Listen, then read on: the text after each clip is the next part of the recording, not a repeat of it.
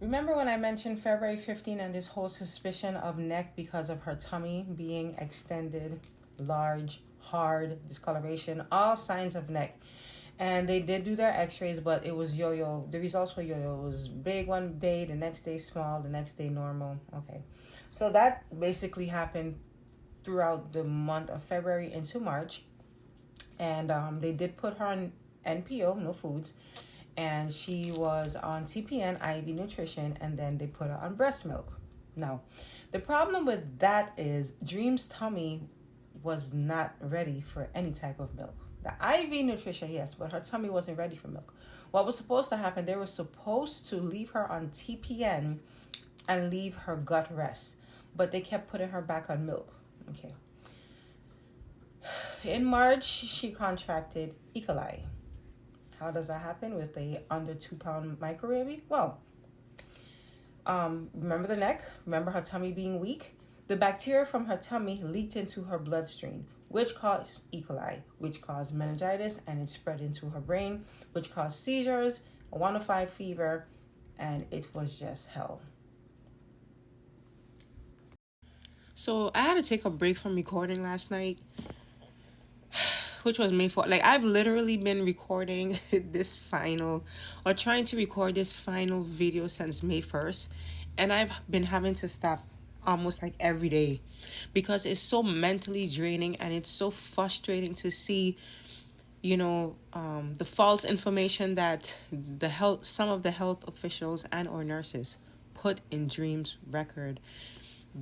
And I know it's false because it doesn't match my pictures and it doesn't match my videos. Like, this whole thing is just depressing. Like, I have a psychiatrist, I have a therapist, I have all these antidepressants. Like, if you guys didn't want to deal with my baby, you could have hinted to me that, you can have her sent back to HCA, if you don't feel comfortable, or you could have told me something. I didn't know a lot of things. I didn't know, but I've went through all of my baby's medical records, and when I tell you the stuff that I've already mentioned is so minute to what they did to my baby. Like, when I tell you guys, they mistreated her. I don't want to say that you guys were racist, and I don't want to say, you were doing things to her because the color of her skin, because I wasn't mean to you guys. I brought fruit bowls. I brought flowers for the team. I was not mean. I wasn't rude. None of that. I spoke about the lack of sanitary. I spoke about the gloves issue. I spoke about Dr. Chua not using a glove. I spoke, and when I mentioned it, I did it respectfully. So the stuff that I'm going to get into, I don't know. I don't know why it was done, but it was done. Okay? Anywho, the confirmation for the neck was March 17th. Okay? She was already on NPO, which is no food by mouth, and only TPN, which is IV nutrition. March 22nd, they put her back on donor breast milk along with TPN, making it a total 93 calories. My problem there is, if you have confirmation that she has neck and you see for the last 2 months she's been back and forth with NPO, TPN, and my breast milk and donor breast milk, and she's not tolerating the milk, now that you have a confirmation that she has neck, why would you put her back on donor breast milk or any milk? You see her tummy cannot handle it. So why are you forcing her tummy to fight harder than it already can? Her tummy couldn't handle the milk. So what was the purpose of putting her back on donor milk after you have confirmation that she has neck on March 17th? I don't know. Now, on March 19th, I was with Dream, and Dr. Sydney came in and asked if I had any questions. We're here. Want to stop by, see if you had any questions or anything I can do for you? No, Carol has answered them Okay. mostly. I was just really asking about the meningitis, but she said the first 24 hours came back no growth, so hopefully. Yeah. So we're never gonna get like a real answer about that. Okay. That's because she was already on antibiotics by the time we did the lumbar puncture. Okay. And I will say, if I'm being very honest, to me, looking at not whether we got bacteria to grow from the lumbar puncture from the spinal tap because there was already some amount of antibiotics circulating. Right. So what happens is you can very quickly kill off the majority of the bacteria with that. Right. What was concerning to me, though, was when I look at the blood cells that she did have in that spinal tap, she had a lot of white blood cells. White? White blood cells. Okay. What? White blood cells fight infection. Okay. You do not usually have white blood cells in your cerebrospinal fluid. You really shouldn't have any. Okay. It's okay to have a small amount. And just so, like, frame of reference wise, when I say small amount, I mean like less than 20. Okay. Her level was, what was her white count? 17,000, like thousands and thousands of white blood cells. Okay. So her body was sending a lot of white blood cells to that area. Okay. Now, the reason I'm playing that video clipping again, because it plays an important part on what happened with Dream's life and her contracting meningitis again, or it never left. The day that Dream died, it was revealed to me that she still had a pocket of bacteria. Basically, the meningitis, there was a valve, or I might be saying it wrong, in her brain that still had bacteria, the meningitis in it, and it was missed.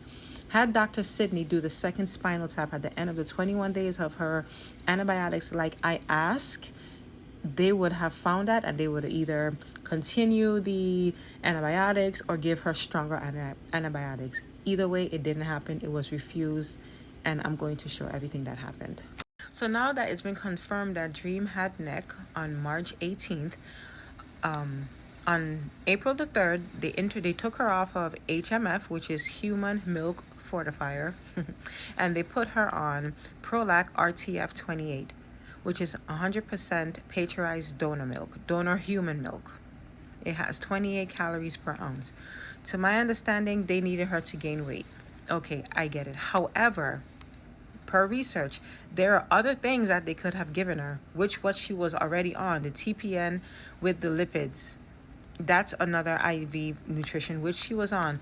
Also, she could have gotten drip feedings, where it's a full meal every 3 hours. Okay, so April 6th, I came in and she was off of all of the IVs, okay? And I was just such in amazement, and I was happy, but I was still worried because I'm like, you're 3 pounds. How did you fight sepsis? E. coli, meningitis, or so we thought, fevers, seizures, you have the stomach condition. Like, you're so small. You're like such a small fighter. Yes, even though she was under antibiotics and she had antibiotics in her body, she still fought these things. So she was doing good. I would come in, like I said, bathe her, deal with her, handle her, all of this stuff. April 16 comes around. So on April 9th, Dream was sent to ultrasound to do a brain scan, okay?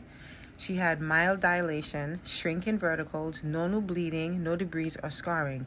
Basically stable. Everything was looking up, okay? As she was doing better, they were now doing ultrasounds once a week. So on April 16th, when the second ultrasound of her brain came back, it shows grade 2 bleeding of the bilateral, septation, scar walls, and inflammation of the ventriculitis.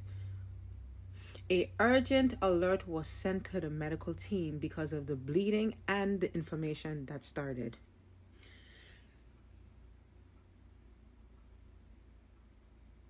Nothing was fucking done. Now, this is how she looked when I went and saw her on April the 16th. The only thing I will say, her eyes were like, her lids were swollen, and she had these dry secretions on her lips. If you watch my previous videos, you would see I mentioned, like, when I came in that day, the nurses was like, oh, every time we wipe it, it dries up right away. And that was a fucking lie. I stayed there half of the day, and every time it went like that and I wipe it, and she was there for hours for her lips to be crushed up like that. Nevertheless, my point is, this is April the 16th. They told me nothing. It was a regular day. I came there, I took her out, I cleaned her, everything. No one told me that there was no new bleeds or no issues with her ultrasound. Not only that, they didn't put her back on fucking antibiotics. Like, I confused. If I didn't want to deal with my child, you could have just tell me, and I would have take her, or I would have paid, or I would have do something to get her back to HCA. So even with that alarming change, mind you, Dr. Stephen Breson sent a urgent alert Meaning you guys are supposed to take action. You know what they choose to do? Per the medical records, they choose to just observe, wait and watch. So we have this 3-pound, 2-month baby, right? Who already fought sepsis, E. coli, meningitis, seizures, fever, and has neck, right? And you choose to observe. On April 24th, when she went for her ultrasound on her brain, it did not have any new bleeding.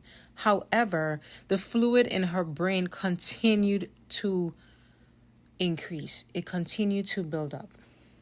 Okay.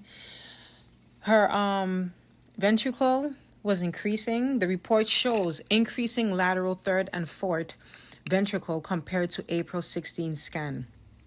This meant that the fluid filled chambers were stretching further and further. Mind you, they're still observing. So the April 30th ultrasound of her brain came back, and it was severe per the results. She had multiple scarring. She had marked dilation, which is significant stretching of the lateral third and fourth ventricles.